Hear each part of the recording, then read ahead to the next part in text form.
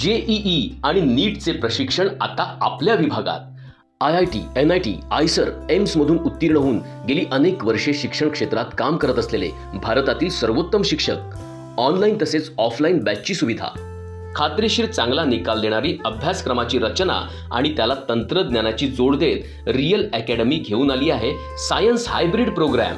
11वी 12वी सायन्स बोर्डाची आणि इंजिनिअरिंग आणि मेडिकलच्या जेईई, NEET, CET परीक्षांची संपूर्ण तयारी, राष्ट्रीय आणि राज्यस्तरीय प्रवेश परीक्षांमध्ये आपल्या विद्यार्थ्यांना मानाचे स्थान प्राप्त करता यावे आणि त्यांच्या उज्ज्वल भविष्यासाठी सर्वपरीने मार्गदर्शन करता यावे यासाठी रियल अकॅडमीचा हा एक प्रामाणिक प्रयत्न।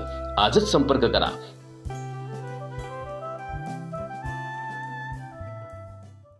मुख्यमंत्री ग्रामसडक योजना भाग 2 मधील ज्या कामांची अजून निविदाच निघालेली नाही त्या कामांची भूमिपूजन आमदार वैभव नाईक कशाच्या आधारे करतायत असा सवाल कुडाळ शिवसेना तालुका प्रमुख अरविंद करलकर यांनी केला आहे।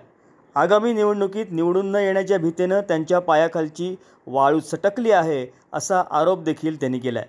पाहुयात करलकर नेमकं काय म्हणालेत। नमस्कार, मी अरविंद मधुकर करलकर, कुडाळ शिवसेना तालुका प्रमुख।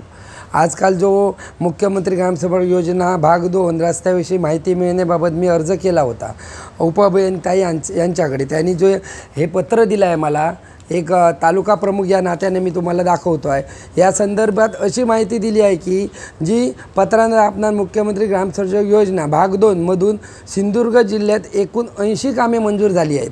80 कामे मंजूर असून 64 कामे निविदा मंजुरीच्या प्रतीक्षेत आहेत व फक्त त्याच्यातली 16 कामे सावंतवाडी वेंगुर्ला दोडामार्ग मधील 16 कामे फक्त निविदा प्रक्रिया सुरू आहे आणि लोकांना फक्त धूळफेक चालली आहे। लोकांच्या डोळ्याला पानं लावायची कामं चालली आहे वैभवजी नाईक यांची, असा मला आरोप आहे। आणि मुख्यमंत्री हे आमच्या शिवसेना पक्षाचे आहेत, युतीचे मुख्यमंत्री आहेत। एक वेळ भाजपने आणि आमच्या युती पक्षाने जर कोणी उद्घाटनं केली असती तर आम्ही ती मान्य धरली असती, पण एक हास्यास्पद असं वाटतं आहे की वैभवजी नाईक हे लोकांना काय दाखवण्याचा प्रयत्न करतायत की प्रत्येक वेळी जाऊन जिकडे जातात, काल घावण्याला गेले उद्घाटन करून आले, नेरूरला गेले उद्घाटन करून।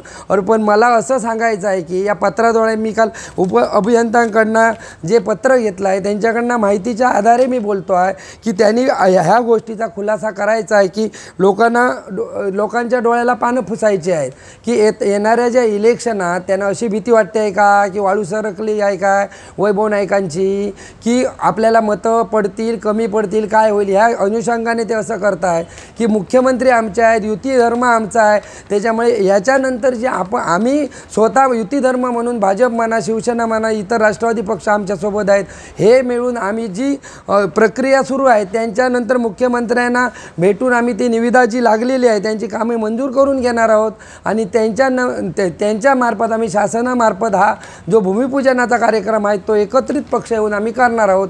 त्याच्यामुळे वैभव नाईकांनी या कामाचं श्रेय घेऊ नये असं माझं एक मत आहे।